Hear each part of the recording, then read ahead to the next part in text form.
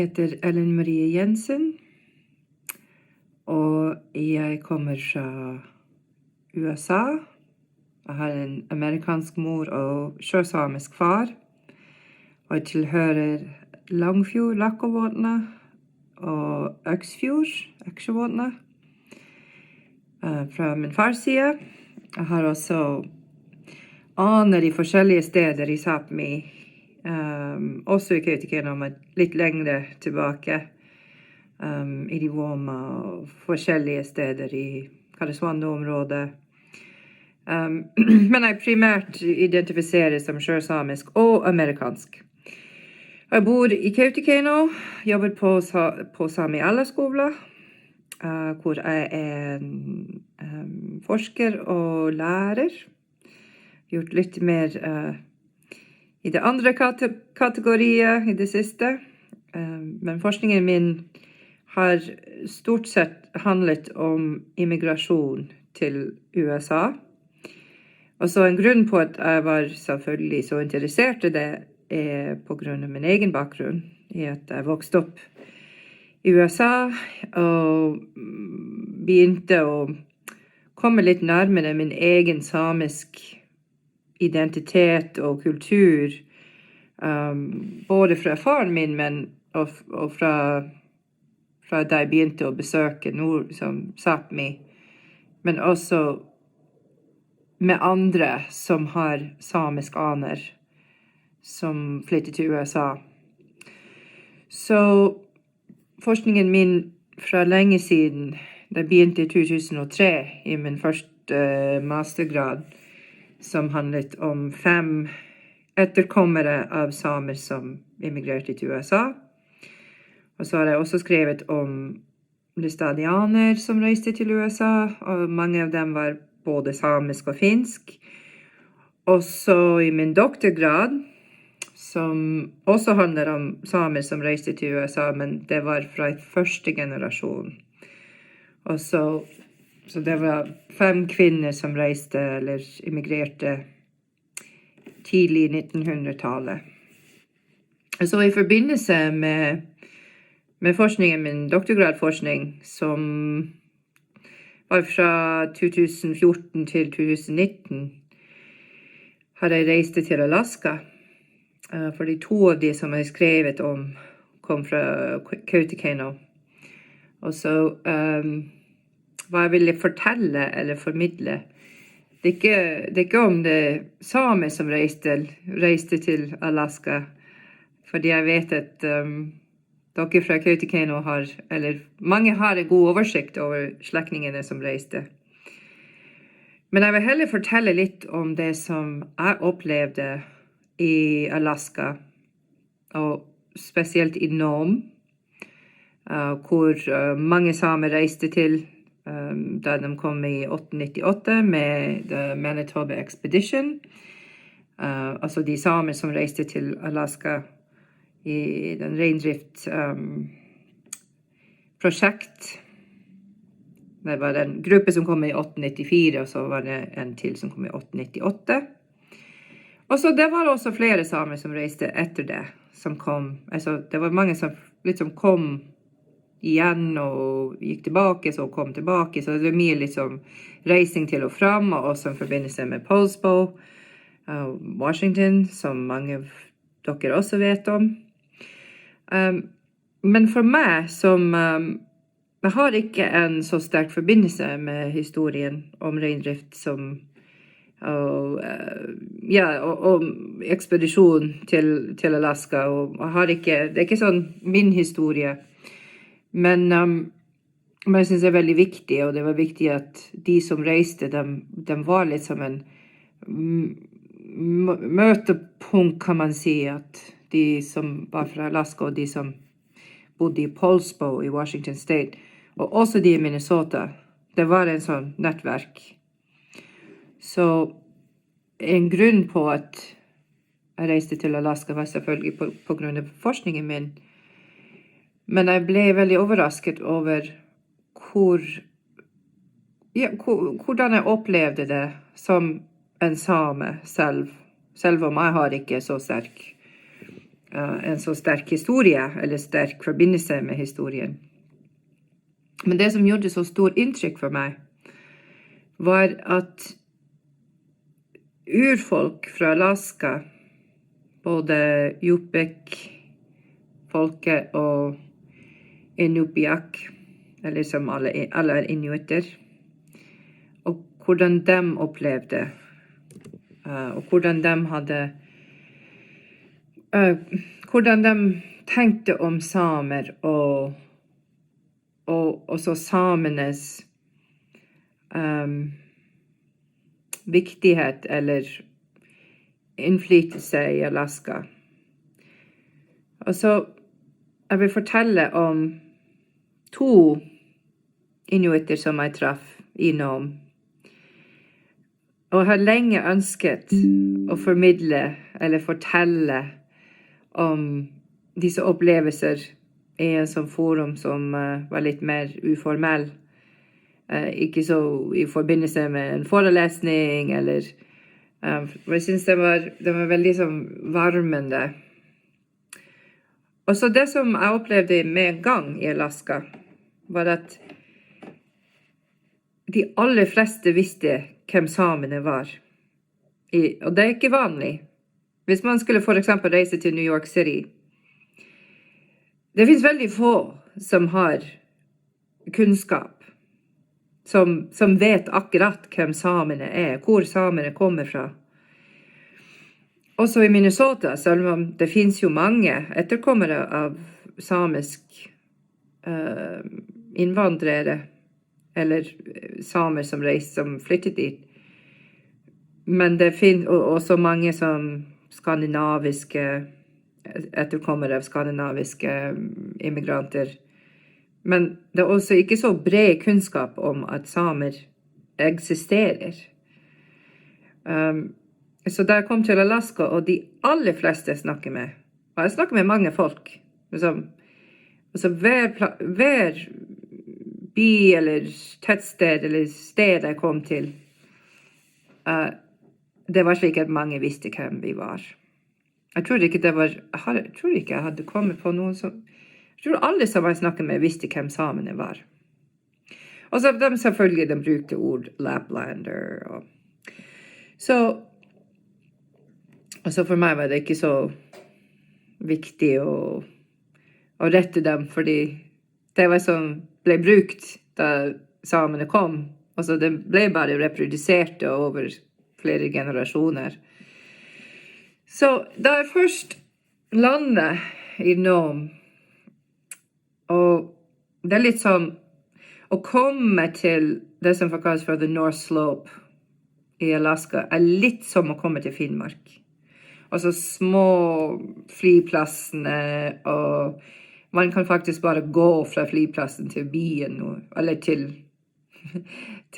bygda, på en måte. Altså da jeg kom til Nome, det var litt lengre ut fra man kan si en liten by. Jeg vet ikke hvor mange bor i Nome, men man kunne se med en gang at det var litt av en gruveindustri. Det er et veldig industrielt område. Men da vi landet, jeg reiste med 2 andre, og så kom vi til taxi. Og så tok en taxi, og så hoppet inn i taxien, og så jeg spurte med en gang at han var en inuittmann, og han spurte hva er det vi gjør der.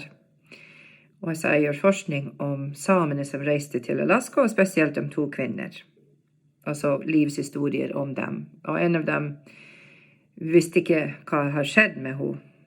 Og så den aller første han sa var at hvis du vil høre om reindrift og om samer som reiste hit, så må du høre med vår berømte og en av våre viktigste eldre mennesker.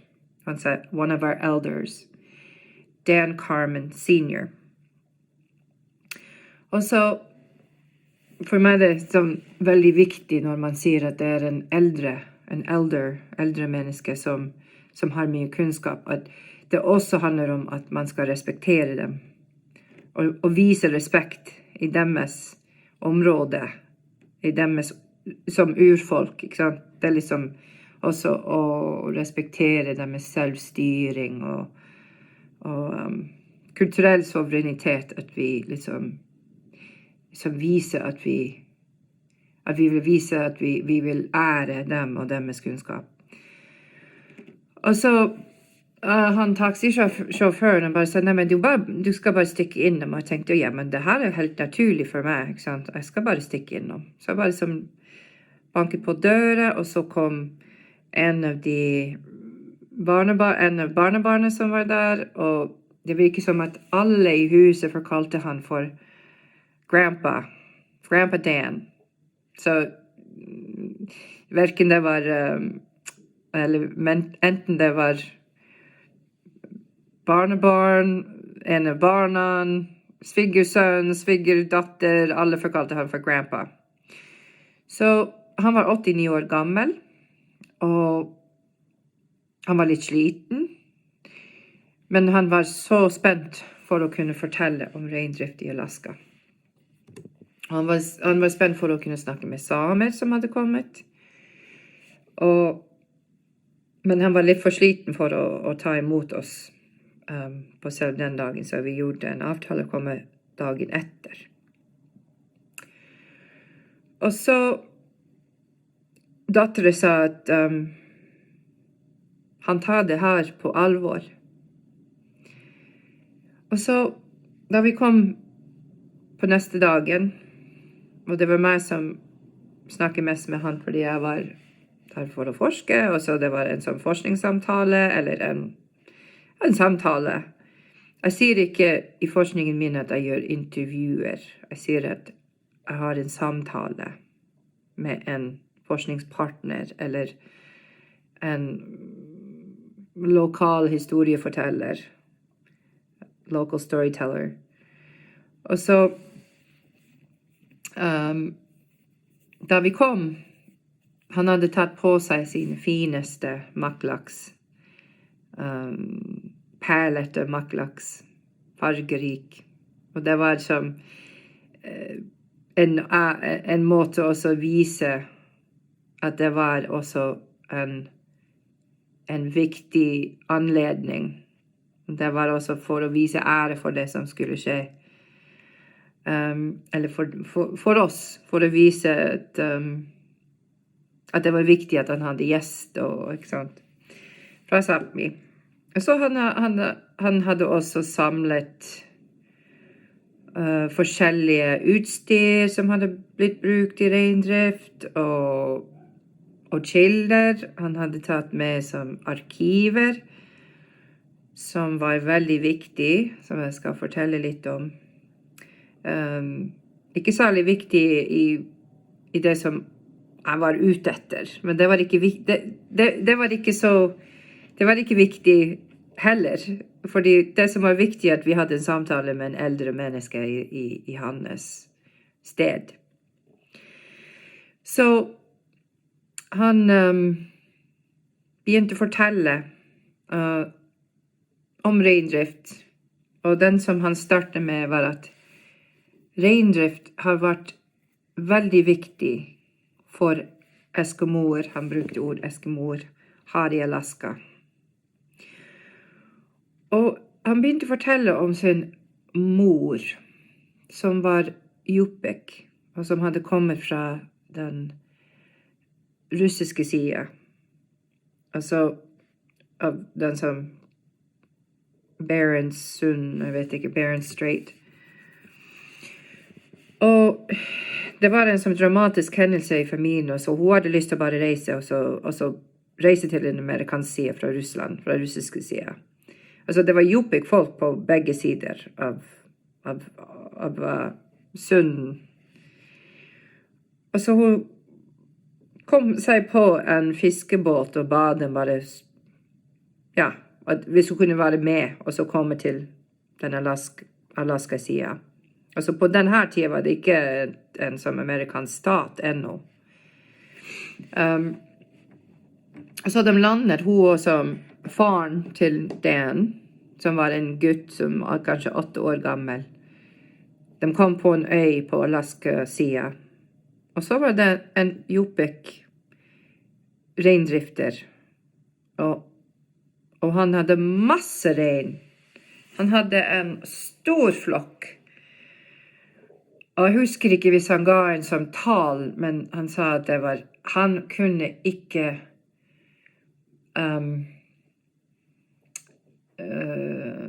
forvalte eller så vokte alle reinene han hadde. Han klarte ikke alene. Så han faktisk ga henne. Han sa til bestemora, til Dan. Han sa, du kan bare få halvparten av flokken min.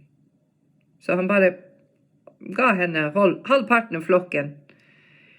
Altså, hun hadde kunnskap, hun kunne om reindrift, hun kunne vokte selv. Og så hun ble en reindrifter da, på den siden, på den Alaska-siden, alene. Sikkert senere, jeg tror hun fikk en ny mann, men hun ble ganske kjent, altså berømt, for å være en kvinne som drev med reindrift alene, og hadde mye kunnskap, hadde mye ferdigheter, og han fortalte om at hun holdt så mange i livet. Og også de som hadde kanskje ikke den beste intensjoner for inuitter, som for eksempel hvite mennesker som kom for å kolonisere. Men han sa, det er ikke en del av kulturen åres, og så la dem sultre. Vi måtte mate dem, og hun har matet mange. Hun hadde reddet liv til mange, fordi hun hadde ressurser. Og så, etter hvert, selvfølgelig tok han over, og han begynte også å ha kontakter med samer, som også hadde begynt med reindrift. Og historien som han fortalte om etter det her, var at de drev med reindrift sammen, og jeg tror det her var litt sånn senere, jeg tror i 1930-tallet, kanskje 1940-tallet. 1930-1940-tallet. Og så var det etterkommer, som var både inuitter og samisk, og de var Nilima. Så de var, jeg tror de var barn eller barnebarn til Alfred Nilima. Eller de hadde etternavn Nilima. Så han tar at det var Alfred sine etterkommer. Og de hadde lærte han Daniel Carmen senior, og broren hans til å spille trekkspill og violin. Altså, han hadde en trekkspill, og han sa, ja, de lærte meg å spille. Og det var i forbindelse med reindrift, etter vi hadde jobbet så hardt, og så var det tid å hvile og feste litt. Og det var i den sammenheng at han hadde lært å spille trekkspillet. Og så viste han meg en gammel regnskapsbok, som hadde også kommet fra Nilima. Og Nilima-familie, og det her tror jeg var det var en regnskapsbok som viste fra en landhandel som de eide og drev. Og jeg vet ikke hvordan, han visste ikke hvordan han har fått den i eiendom.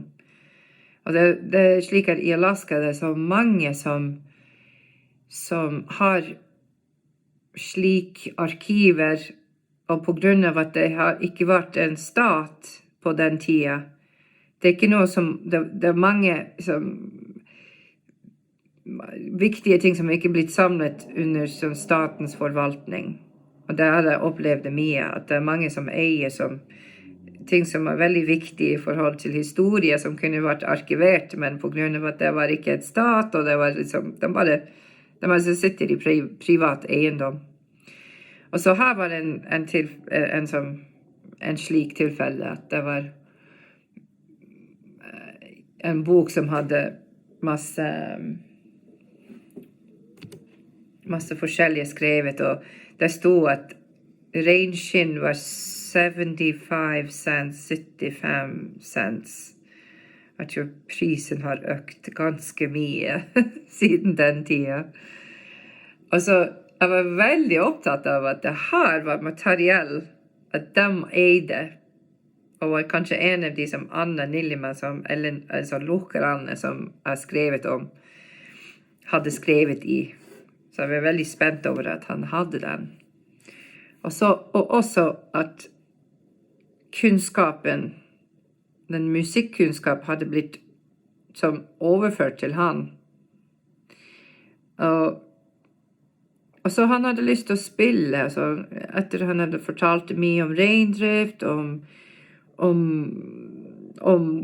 etter han hadde måttet slutte med reindrift, om andre verdenskrig, om at han ble pilot, om at han måtte vokte kysten, og at det var litt sånn paradoks at her var hans folk på andre siden av havet, eller som andre siden av sunden, the Bering Strait, som var hans folk, og de ble skilt, ikke sant, mellom Russland og USA. Altså etter krigen, og så kalde krigen, at han måtte vokte kysten mot eget folk, på en måte. Så han måtte gi opp reindrift. Men han aldri, det var i hjertet hans. Det var helt klart veldig viktig. Han begynte å gråte da han fortalte om reindrift. Men da han også sa at han ville spille, trekkspille, og jeg synes det var en veldig stor ære også å kunne høre han spille trekkspillet som han hadde lært fra Nillima-guttene. Og så han fortalte at først lærte han å spille salmer. Og så hele tiden at vi hadde satt der, det var et bord som hadde masse stearinlys og bilder. Og bilder var av hans avdøde kona.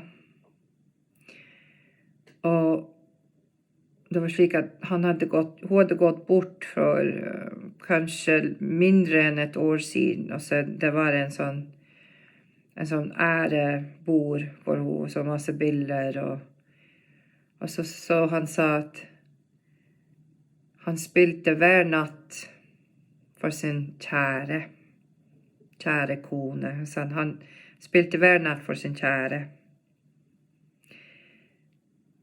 Og da han begynte å spille, han sa, jeg spilte det her hver natt for min kjære. Og det var, you are my sunshine, my only sunshine. Og det var så rørende at han spilte og så på bildene av kona si. Så det gjorde veldig stor inntrykk for meg, og også hvor viktig forholdet med samene var for han. Altså, og de etterkommere som var både samisk eller hadde Anari Sápmi og var inuitter også. Og at han kunne så mye og ville gjerne dele det og mente det var en ære å bli liksom og møte en fra Sápmi. Så jeg forklarte at jeg var ikke fra den tradisjonen, eller jeg kommer ikke fra den reindriftstradisjonen, ikke noe særlig nært, men det spilte ingen rolle. Det var viktig for han å kunne fortelle. Og så, det har blitt med meg nå i lenge, den historien. Og så noen dager etter det, så var vi innom kanskje 5 dager. Og det var i juli. Så jeg har bursdag på 3. juli, og det er dagen før 4. juli, som er den frigjøringsdag. Og så alle var ute. Mange går ute og fester på 3. juli, så jeg var litt heldig. Det var mange som var ute på puben, og så ble det festet litt, fordi alle har som dagen fri neste dag. Og det var bursdagen min. Og så, etter jeg hadde vært på puben, så gikk jeg ned gata. Og jeg tror jeg snakket med noen på engelsk, og så en inuit-mann kom løpende opp til meg, og han visste ingenting om meg. Han mente jeg var en sånn vanlig hvite turist som kunne ingenting, og jeg var bare der for, jeg vet ikke. Han visste ikke hvem jeg var. Og så sa han, hei, hva skjedde her i 98, du? Som litt sånn, ja, for å teste meg. Og han mente at jeg kunne ingenting. Og jeg bare sa plutselig, å ja, 98, det var året folket mitt kom hit med reindrift, med rein. Og jeg sa, jeg er same, men jeg er ikke reindriftssame, men jeg er jo same. Jeg har kommet hit fra Finnmark. Men jeg var så amerikansk, sa jeg. Og han var så overrasket at jeg kunne faktisk om historien. Han var en reindrift. Han drev med rein også. Og i en av de 6 flokk som fortsatt eksisterer, som jeg har forstått da jeg var der, mange fortalte at det var, en gang det var 27 aktive flokk. Og så nå er det bare 5 eller 6 igjen, og hans flokk var i St. Michael, og han var bare innom for å, jeg vet ikke, for fest, eller var der for å, ja, feire 4. juli. Og så han ble så glad da jeg fortalte at jeg hadde kommet fra Sápmi. Han fikk tårer i øynene. Og han sa, folket ditt reddet oss. Dere har reddet oss. Og jeg sa igjen, nei, men jeg kommer ikke fra historien, men jeg kan jo gjerne fortelle dem hva du sier. Kan ta tilbake budskapet, eller det som du forteller. Og han sa at rein er så viktig for meg, og reindrift er så viktig for meg og for oss. Og så sa han at har du hørt om Chinook Mary? Hun er en berømt reindrift. Jeg tror nok det var bestemora til Dan Carmen. Hun var veldig kjent. Jeg tror det var det samme kvinne.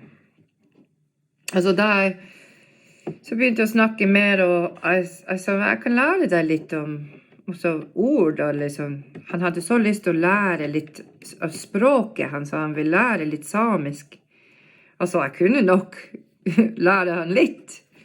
Så jeg lærte han ordene som jeg kunne, som handlet om rein. Og det som Aldo, Mjessi og Hergi.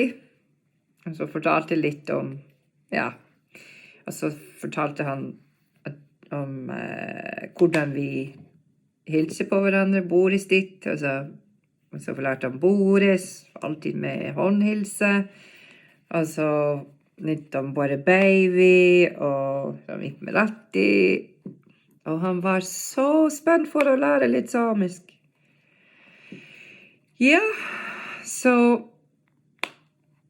det var litt, jeg ønsker jeg kunne ha holdt kontakt med han, jeg vet ikke hva han heter nå, men det var en veldig sånn tilfeldighet som føltes som det var ment å skje.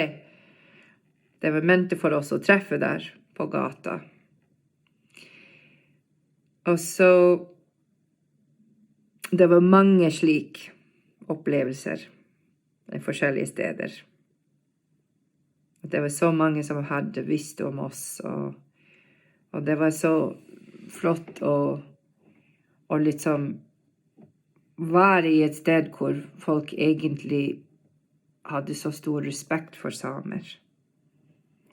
Og særlig de som kom, og etterkommere.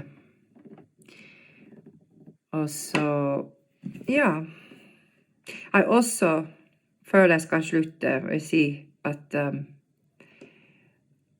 den følelse altså lenge etter hjem, altså hjemmelengsel som jeg ofte føler når jeg tilbake i USA. Altså ha en lengsel for å komme tilbake til Finnmark, eller komme tilbake til Sápmi. Jeg følte det så sterkt i Alaska. Enda sterkere enn jeg føler ofte i Minnesota. Og jeg tror at en grunn på det var at jeg tenkte veldig mye om de som hadde reist dit. Og hadde lest brev som flere hadde skrevet, og visste at det var mange som lengte veldig sterkt etter hjem. Og det også var litt som at det var litt lik Finnmark, men ikke nok at jeg følte som man var hjemme. Og det var ikke annerledes nok at man følte som man var helt i et fremmed sted. Det var noe der som gjorde at jeg hadde så sterk hjemmelengsel, jeg hadde så lyst til å komme tilbake i Finnmark etter jeg hadde vært der. Og det kan også hende at jeg hørte så mange historier fra de som hadde reist, eller etterkommere av de som hadde reist dit. Yes, så det var det som jeg ønsker å fortelle.